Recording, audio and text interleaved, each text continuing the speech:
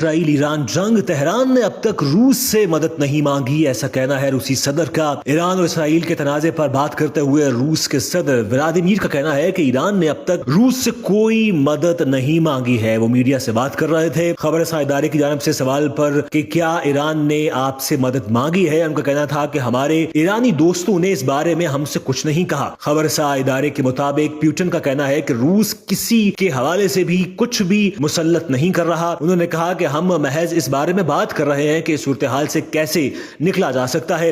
ان کا کہنا ہے کہ اس کا فیصلہ ان ممالک بالخصوص اسرائیل اور ایران کی سیاسی قیادت پر چھوڑ دینا چاہیے۔ جب پیوٹن سے ایران کے رہبر اعلیٰ آیت اللہ خامنائی کے قتل کے امکان کے بارے میں سوال کیا گیا تو ان کا کہنا تھا کہ میں نے اس بارے میں سنا ہے لیکن میں اس امکان کے بارے میں بات بھی نہیں کرنا چاہتا۔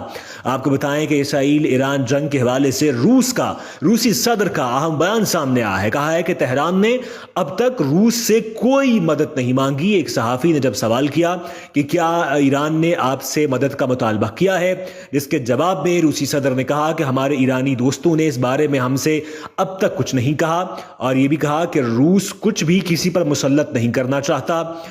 ہم محض اس بارے میں بات کر رہے ہیں کہ اس صورتحال سے کیسے نکلا جا سکتا ہے۔ اس کا فیصلہ ان ممالک بالخصوص اسرائیل اور ایران کی سیاسی قیادت پر چھوڑ دینا چاہیے۔ جب پیوٹن سے ایران کے رہبر اعلیٰ آیت اللہ خامنائی کے قتل کے امکان کے بارے میں سوال پوچھا گیا تو ان کا کہنا تھا کہ میں نے اس بارے میں سنا ہے لیکن میں اس امکان کے بارے میں بات بھی نہیں کرنا